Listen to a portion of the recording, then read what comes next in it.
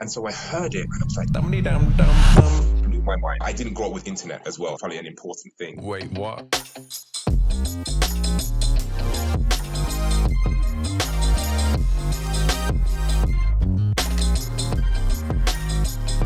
I'm joined today by the multifaceted Mr. Dre Hall. He is, amongst other things, a producer, DJ, an educator, and entrepreneur. He's here today as CEO of Beatsora. Dre, hello. Hi, man. Thanks for having me. Nice to see you again. So, Beatsora, tell us a bit more about it. What is it? What does it do? And who is it for? Beatsora is meant to help emerging artists sustain their careers in the music industry. It was born out of my experience as an educator and seeing a lot of talented artists and young people do very, very well when they had the resources, but those resources were often locked behind a very big paywall, like most things in this world, unfortunately. And so I took it upon myself to try and build a platform that compiles as many of the different elements of music creation under a single subscription and try to make it as cheap as possible, but also offering the most amount of quality and just try to remove a bit of that financial ceiling for people starting out in the industry. It's a great mission. I think there's a lot out there that is aimed at producers. So when you're talking about artists, who are we talking about more specifically within that? I think our primary focus is more so emerging rappers. Being in London, I'm pretty sure everyone knows someone that tries to express themselves through the medium of rap. And we found that primarily what we were was a beat marketplace. And so everyone knows BeatStars. I think they're a great platform and it's amazing what they've done, but they are really primarily focused as a marketplace for producers, really. And so what happens is many, many bedroom producers or beginner producers to advanced producers are able to put their songs out there, but no one is really protected from any copyright material.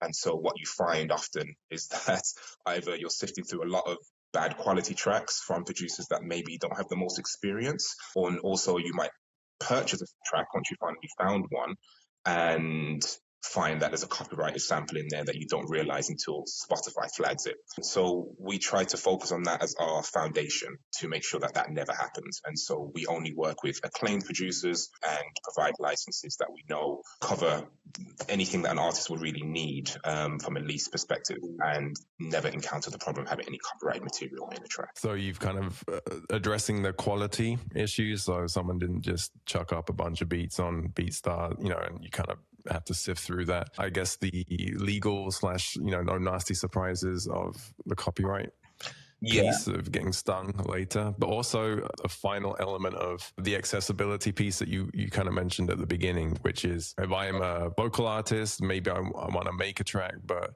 I don't know how, or I don't have the tools, or I need to find someone to make it sound good. A lot of that is not available. I think particularly for the vocalist side. I think on the producer side and DJ side, there's a bit more knowledge about tools and know-how and stuff. But if I'm correct, Beatsora also kind of provides the technology to allow vocalists to create a high quality track. Yeah, well, the technology came afterwards. The inception of it really was, if you're a rapper or just anyone that wants to begin making music, how do you begin? You don't know what anything is. And I think oftentimes people find themselves in a financial trap of thinking I need to spend a lot of money, just to figure out how everything works. So we try to make our focus that the beginner, if this is your starting point, you come in, you don't know any producers, you don't know, where to record, you don't know the difference between an MP3 file and a WAV file, you just want to get started, you just want to be creative. With that being our focus, we then started to see that there were other areas outside of just the instrumental that we needed to try and tackle. So we looked into, I think it was AI mastering next. We're well aware that there is no way to replace the ear of an engineer with 25 years of mastering experience. But again, when we're looking at someone that doesn't have the financial resources or the education to know what they want, the AI mastering is a good starting point. And so we allowed people to put in a reference track of something that they like and say, yeah, I want it to sound like, this Burna Boy track, and then put their song in there, and the AI mastering will analyze everything and try to apply all of the compression and EQ changes onto their song. And so that began our technical journey into Beatsora by just thinking, how do we make this process very easy to implement and easy to understand for someone that's never done this before. We then went on to AI lyrics as well, because we saw, like writer's block and just not replacing the creative process and not saying that there's any way to have the AI write a whole song for you. But what we found was with a lot of young rappers and their, unfortunately, TikTok brain, they're not really used to being creative. And so this is a really good tool where they can put the first line of their song or the topic of what they want to talk about and have a beginning point of, okay, so maybe I can make a song about just feeling depressed. And that's all they can express is I just feel down and I don't know why, and I just want to get into a song. Okay, cool. So we can use the AI lyrics to help facilitate that creative process. And so then we just began building on that to try and give us as much as we can in the subscription for the beginner and also for intermediates that maybe are struggling in one specific area of their music creation. Quick editor's note, the track Dre is about to talk about is Chasing After You by VaShawn Mitchell. Due to a mix-up, I thought it was Chasing After You by Ty Tribbett, but Ty Tribbett comes up again later in the conversation, so I thought I'd leave it in. Back to the conversation. So we're kicking off today with a Ty Tribbett track, which is Chasing After You from 2008. Just for everyone listening, I don't tend to ask the guests ahead of time why they've chosen things, but some people like to add a little bit of information. And 2 words Dre sent around this was childhood influences.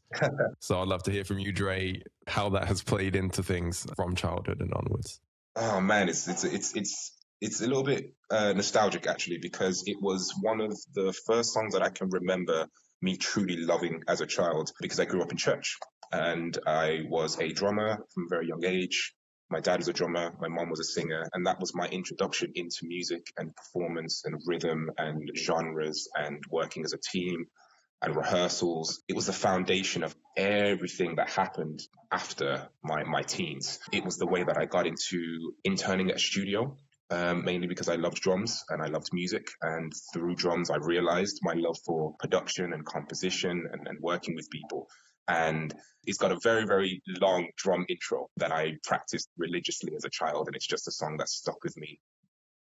Honestly, it's not a song that I could ever not remember. I think I still remember how to play that drum intro up until now. But it was the genesis of everything. Looking back, I love doing this. I love being in music. And this was one of the songs that was really influential, put me on my journey to working with huge brands, touring the world, and then being an educator, and then also now starting the Beatsora and the tech company. Previously, you mentioned this, concept of TikTok brain or the influence of particular types of music or lyrics on people, and it kind of puts you into a certain mindset. Mm-hmm. And then you mentioned your own influence through church and that way of experiencing music through faith and spirituality. What are your thoughts on how music as a pretty complex thing can lead you down different paths? It can have different messages. How does that fit with how you approach Beatsora? Looking at it from some of the students that I teach, they're all quite young and they're all trying to find themselves. And so they don't have many mediums other than music.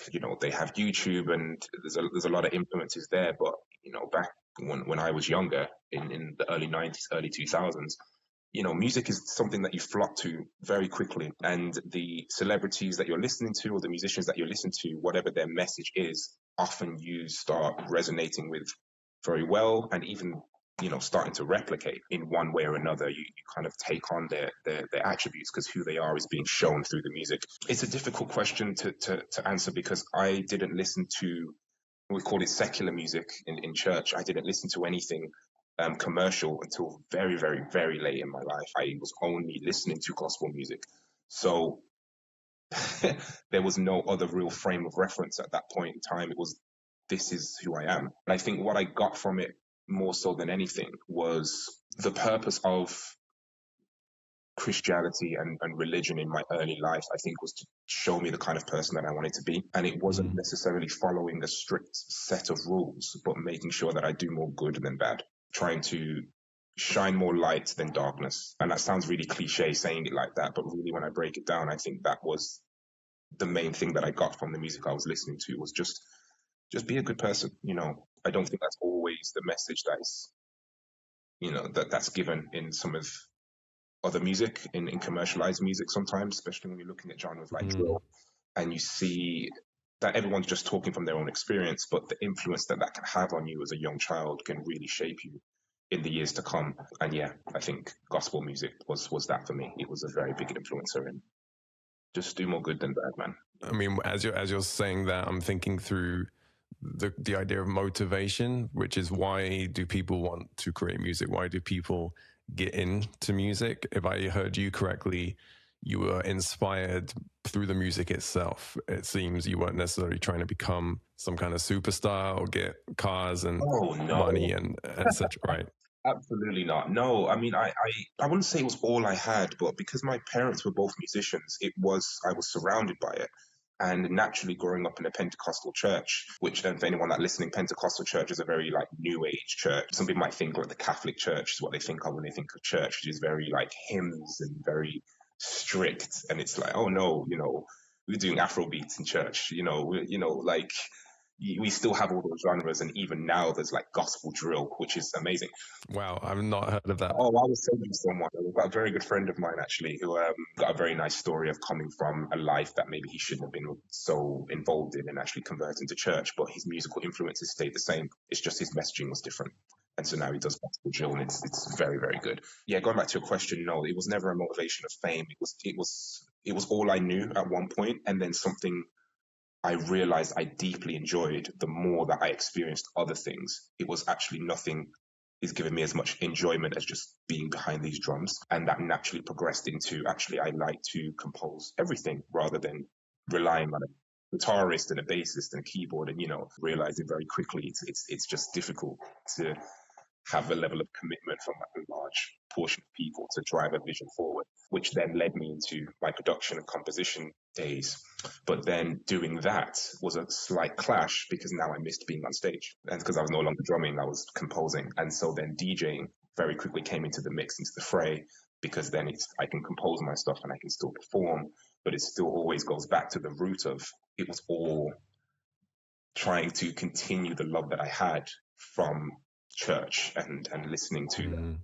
Also, I say not church itself, but the performance aspects, the musical aspect of my church days. I think it was a very big guiding light in a lot of the decisions I made throughout my career musically. What I'm curious about is that journey starts in church. I'd like to kind of understand from you where that went to in terms of that motivation, that love, because listening to Ty Tribbett, I think he did an interview on The Breakfast Club when he talked about his struggle with depression, having kind of come from a background of making music for the love of it, but actually getting to a point where social media and the fame and the celebrity side of things started to get to him. So he almost came from a place of love and got to a pretty dark place from it. It'd be good to hear about how you found that journey for yourself. This is quite a reflective time for me actually now thinking about it. So to skip forward, I was shadowing in studios from 14, and then I was giving a grant by the Printers Trust at 19 to open up my own studio. And my experience playing drums,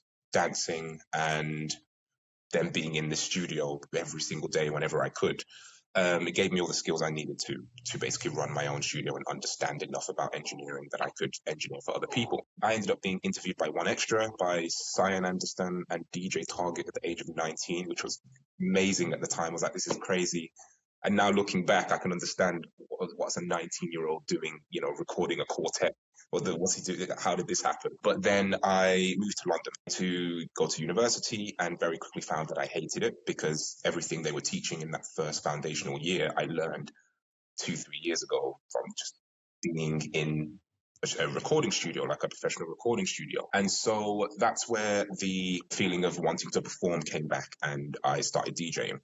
So went to Ibiza because I thought, a young kid, I'm 20, 21, 22, whatever it is, I'm just going to go Why make not? it happen. Yeah, that optimism, that youthful optimism you have as a young 20-year-old, I'll just make something happen. And I just went to every club and just asked if they needed a DJ. That was my strategy as a 22-year-old. It was out of wanting to learn, how do I become a DJ? This is the place where, every DJ wants to perform. Or so I thought at the time, in Ibiza, so that's where I'm going to start. I was given a slot, and essentially the half an hour slot turned into an hour, and the hour turned into the whole night, and I was offered a residency, basically. And Ibiza can be like that. Like, it can be like that. So a DJ can take your spot, unless you're in a very, very big club headlining. It's an extremely competitive area where, yeah, it was a very eye-opening experience of, wow, this is not safe kind of thing. So I did 2 years in Ibiza, and just kind of going back to what you were saying about, like depression and fame and also church, I found that I hated every single aspect of it other than the performing.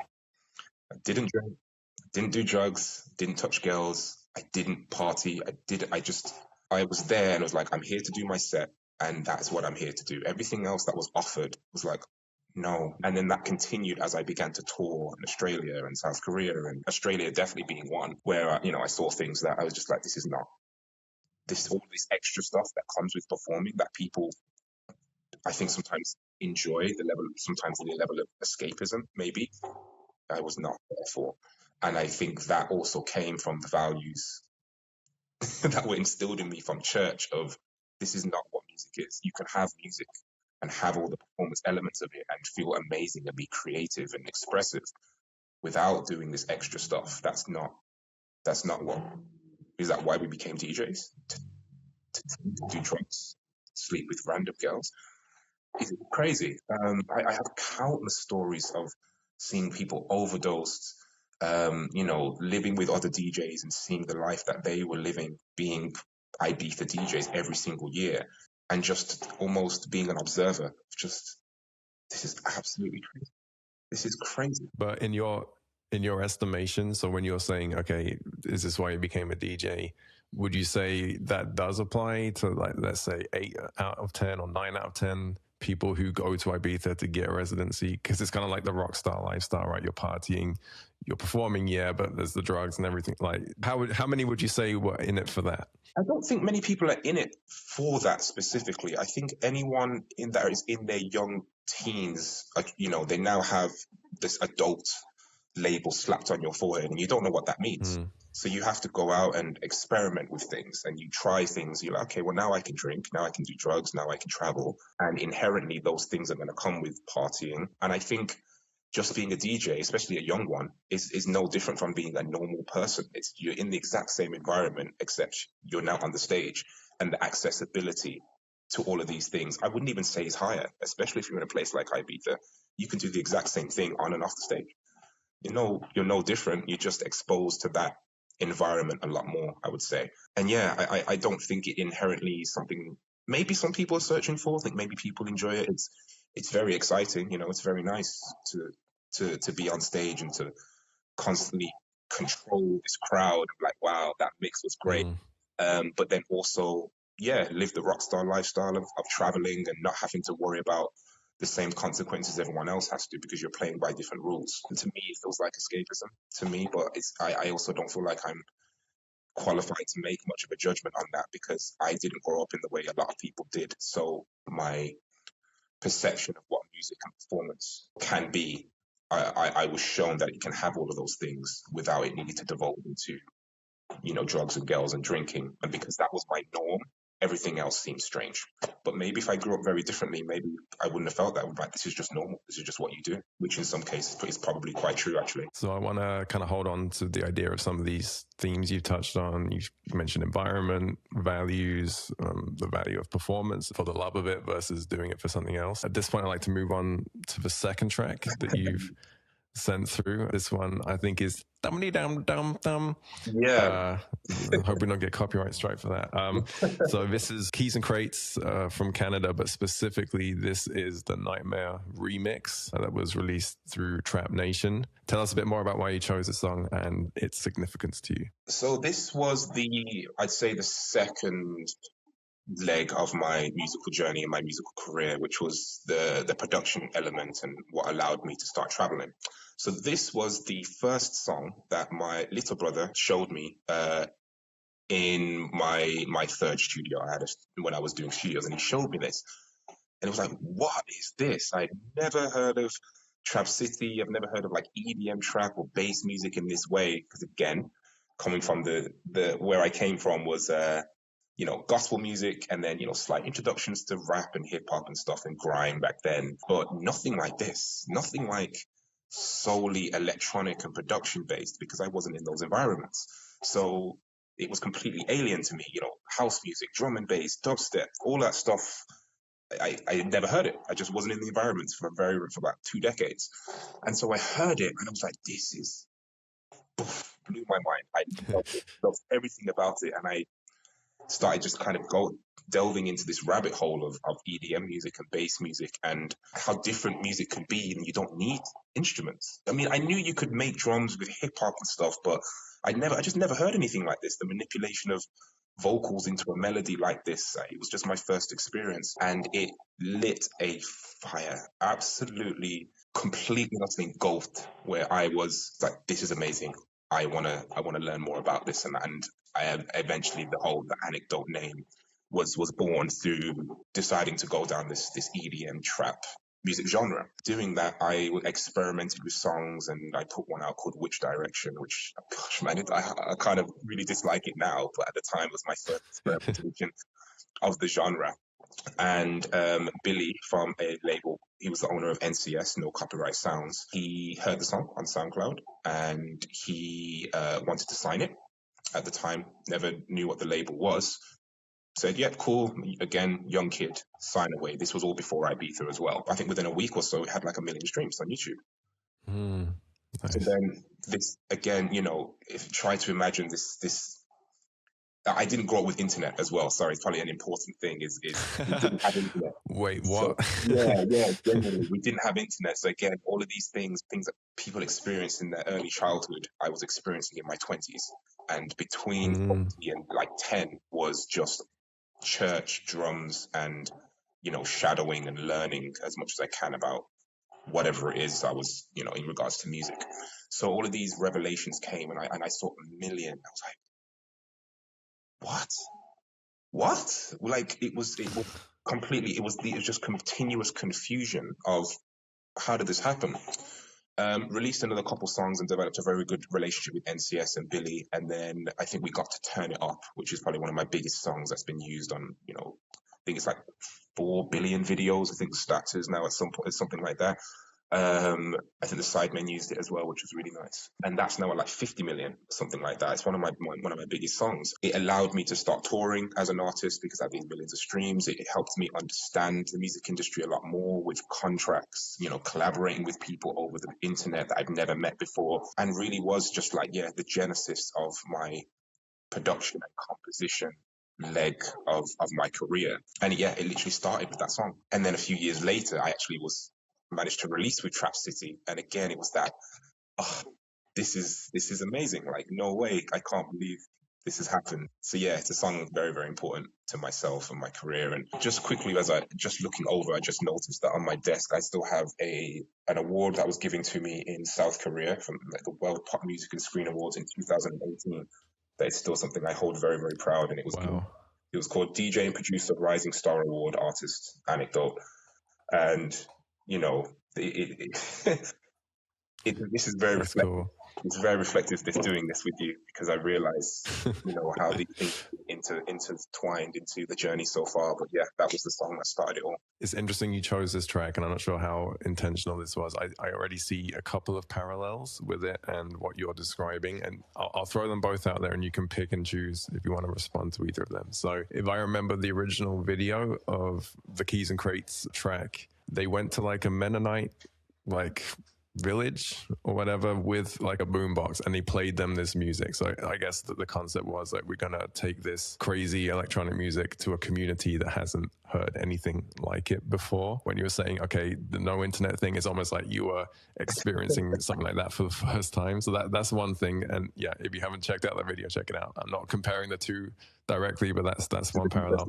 And the second one was, I think Nightmare himself, I think Skrillex played that track or one of his tracks a gig somewhere, like he DJ'd. I think that led to him getting signed to Mad Decent, which is big label for this. So there's a couple of parallels within that. I'm not sure if that was conscious, subconscious, or if you want to take anything from that at all. I'd say completely subconscious. It was when I was asked for 3 songs that shaped 3 songs that meant the most to me. I think most people think about just songs that they like. And and there's many songs, there's so many songs that I like, but this was one of the 3 that just came to me instant, because I will never forget it. I will never forget that moment with my brother, because it was such a mind-blowing thing. I'm sure quite a lot of people in any career, in any sector, will remember the first time that it was this flame was sparked. There was love this.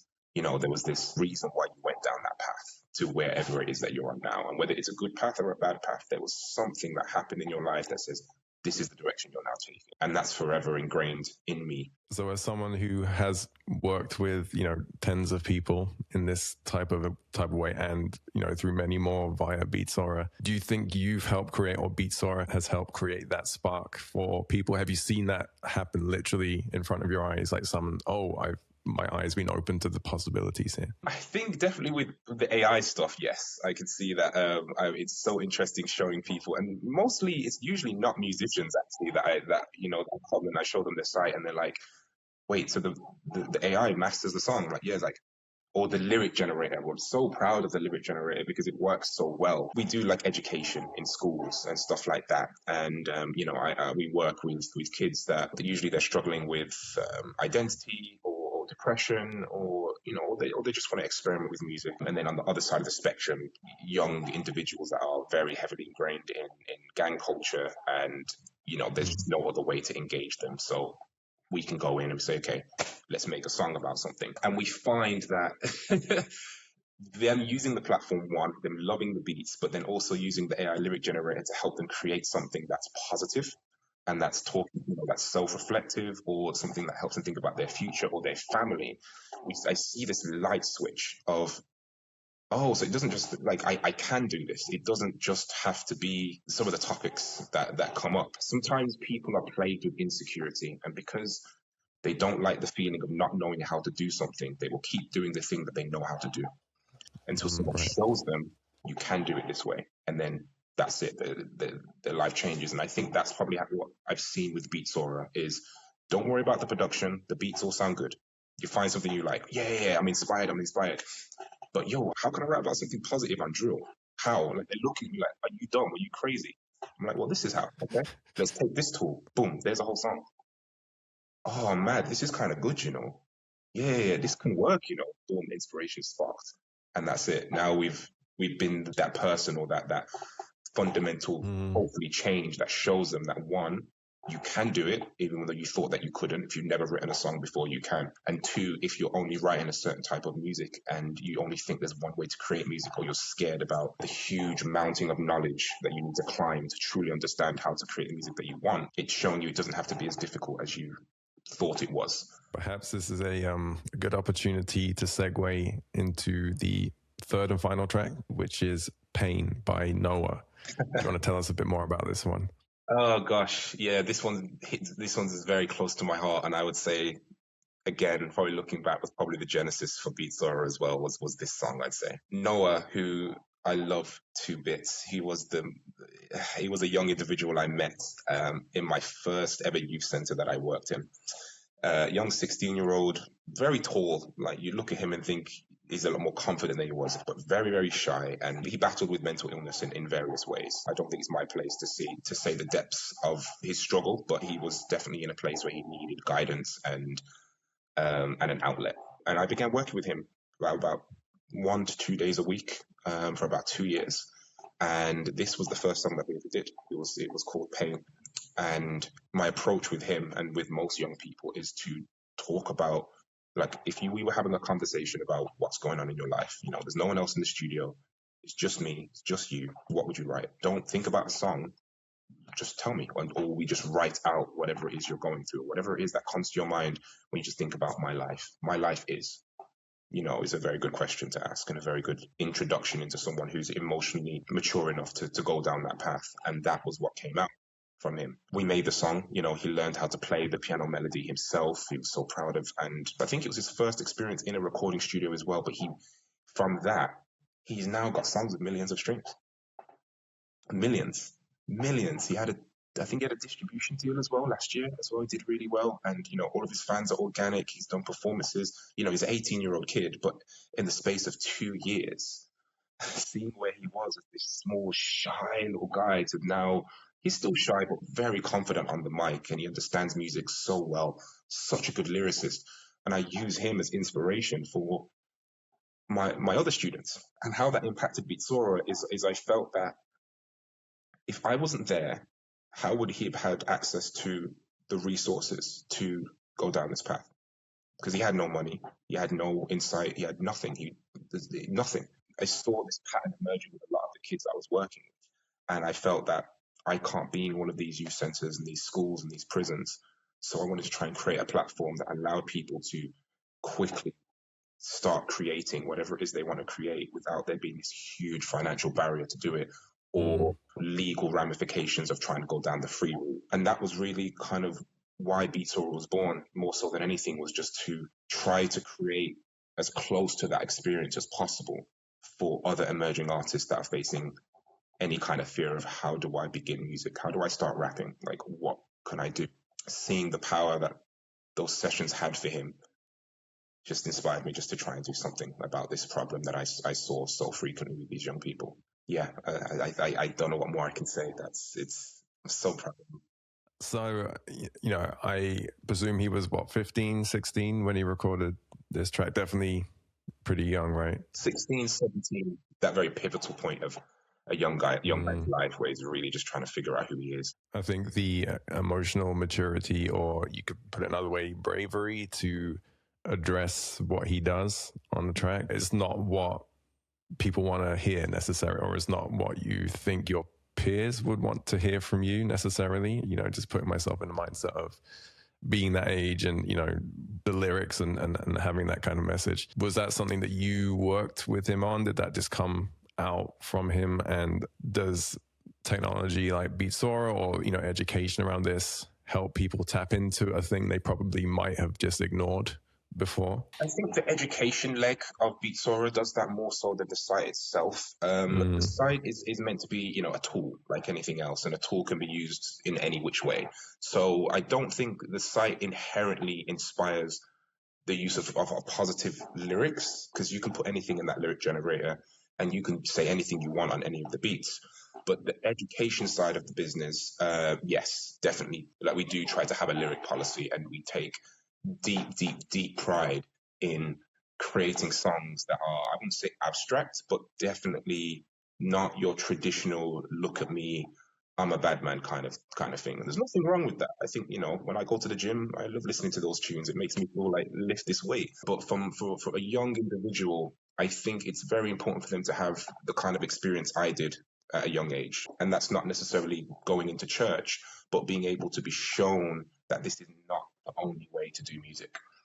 And with Noaah, I already had quite a few accolades at that point through anecdotes, so he trusted what I said. And there wasn't much pushback or resistance, but more so it was like, it wasn't about anyone else. It was about, what do you need to say?